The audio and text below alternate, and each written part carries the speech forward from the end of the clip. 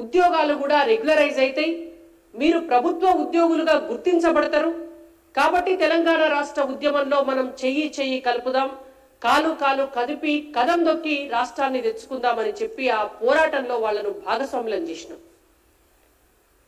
గత ముఖ్యమంత్రి ఆనాటి తెలంగాణ ఉద్యమ నాయకుడైతే తెలంగాణ రాష్ట్రం వస్తే కాంట్రాక్ట్ అనేటువంటి పదం లేకుండా చేస్తామని చెప్పి ఆనాడు మాటిచ్చిండ్రు తెలంగాణ సమాజానికి.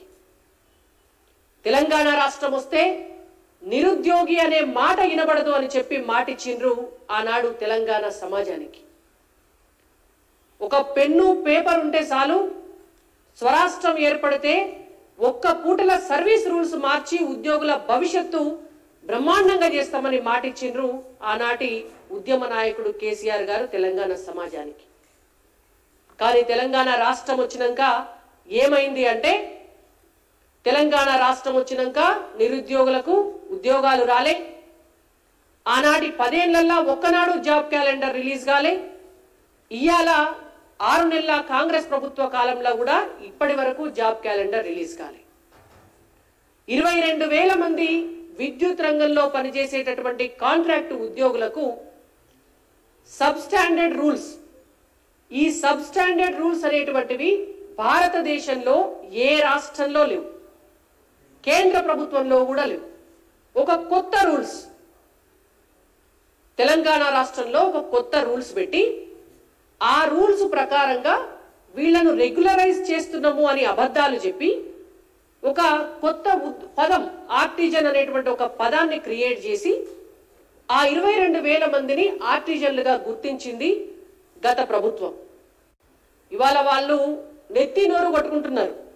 ఈ 22,000 మందికి ప్రభుత్వ ఉద్యోగికి వచ్చేటటువంటి పే స్కేల్ రాదు.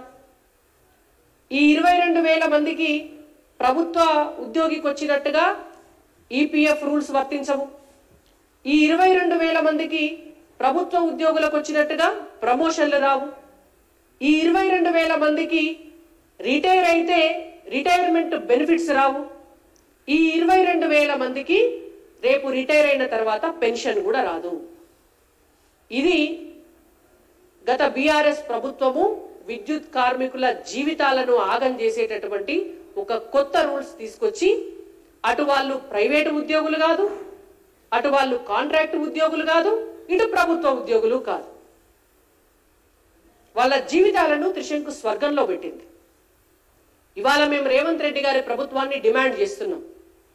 మీరు అవకతవకల పైన, అవినీతి పైన చర్యలు తీసుకోవడానికి కమిషన్ వేయడం అనేటువంటిది ఎంత ముఖ్యమో దాన్ని పారదర్శకంగా నడిపించి గత ప్రభుత్వం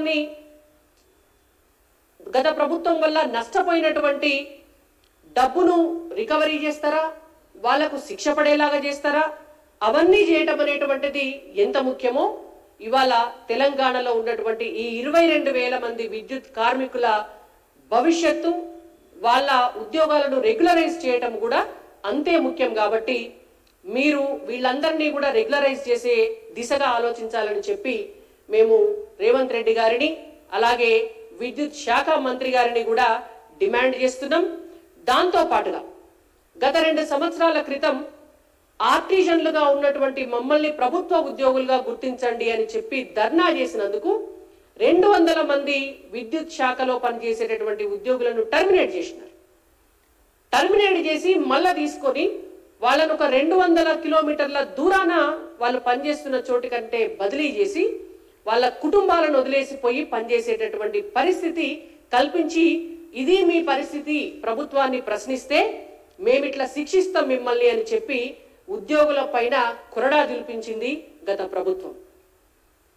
ఇవాళ ఆ ఉద్యోగులందరికీ కూడా, ఆ 200 మంది ఉద్యోగులకు కూడా మళ్ళీ వాళ్ళ స్వస్థలాలకు, వాళ్ళు గతం నుంచి పనిచేసినటువంటి చోటుకు బదిలీ చేసే విధంగా కూడా రేవంత్ రెడ్డి గారు చర్యలు తీసుకోవాలని చెప్పి డిమాండ్ చేస్తూ, విద్యుత్ రంగ కార్మికులతో పాటు విద్యుత్ శాఖలో జరుగుతున్నటువంటి అవినీతిపై మీరేసినటువంటి కమిషను, దాని తదనంతర తీసుకోబోయేటటువంటి చర్యలు కూడా కేవలం రాజకీయాల కోసం కాకుండా ఇవాళ విద్యుత్ కార్మికుల జీవితాల్లో వెలుగులు నింపాలి. అలాగే తెలంగాణ రాష్ట్రంలో ఆస్తుల కంటే అప్పులు ఎక్కువైనటువంటి విద్యుత్ శాఖను గాడిన పెట్టే దిశగా నిజమైనటువంటి చర్యలు తీసుకోవాలని చెప్పి రేవంత్ రెడ్డి గారిని భారతీయ జనతా పార్టీ తరపున డిమాండ్ చేస్తున్నాం.